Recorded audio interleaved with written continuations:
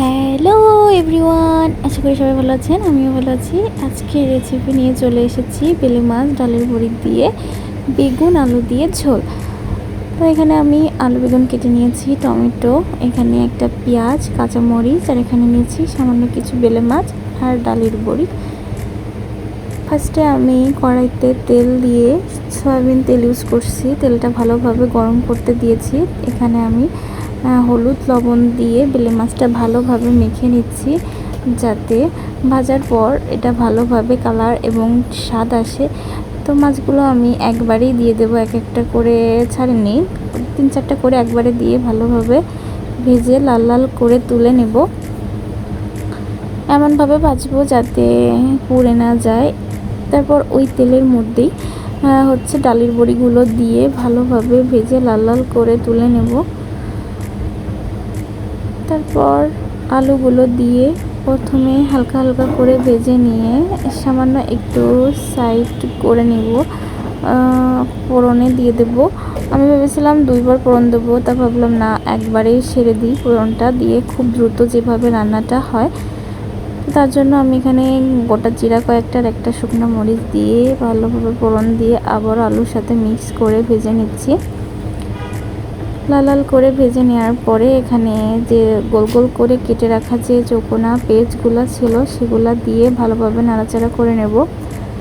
হালকা হালকা ভাজা কমপ্লিট হয়ে গেলে কেটে রাখা যে চিকুন চিকুন বেগুনগুলা ছিল সেগুলা দিয়ে আমি আর একটু ভালোভাবে ভেজে নেব লাল লাল করে, যাতে আমার তরকারি ঝোল দেওয়ার পরে জালটা কম লাগে। তো এই জন্য আমি লাল লাল করে ভেজে নিয়েছি। তো এরপরে আমি পরিমাণ মতো লবণ এবং হলুদ অ্যাড করে দিব স্বাদ মতো, দিয়ে ভালোভাবে নাড়াচাড়া করে নেওয়ার পর ভালোভাবে মিক্স করে এটা ভাজা করব। তো পরবর্তীতে যে কেটে রাখা যে কাঁচা মরিচ ছিল সেটাও দিয়ে দিব, যাতে ভালোভাবে ভাজাটা হয়ে ওর ঝাল এবং স্বাদটা বের হয়। পরবর্তীতে টমেটোটাও দিয়ে দেব, দিয়ে একটু নাড়াচাড়া করে একটু ভালোভাবে ভাজা ভাজা করে তো পরিমাণ মতো সেখানে জল অ্যাড করে দিব। ভালোভাবে ভাজতে হবে যাতে সবজিগুলো কিছু সময় জাল দিলেই হয়ে যায়। তো আমি এখানে পরিমাণ মতো একটু জাল দিব বলে পরিমাণ মতো জল ভালোভাবেই অ্যাড করে নিয়েছি।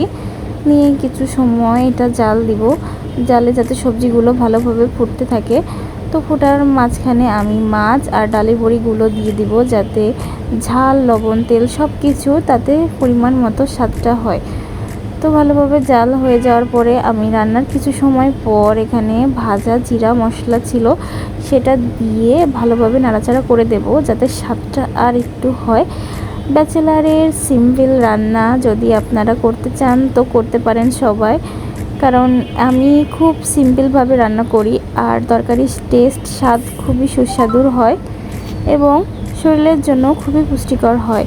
তো আপনারা যদি এই রেসিপিটা ভালো লেগে থাকে তাহলে আপনারা সবাই ট্রাই করতে পারেন আজকের রেসিপি ডালের বড়ি দিয়ে বেলে মাছে আর বেগুন দিয়ে ঝোল। একদম পাতলা পাতলা ঝোল, গরম থাকার কারণে কালারটা ওরকম, আসলে রিয়েল কালারটা লাস্টের ছবি পিক দেখলেই বুঝতে পারবেন। তো আজকের ভিডিও এই পর্যন্ত, ধন্যবাদ সবাইকে।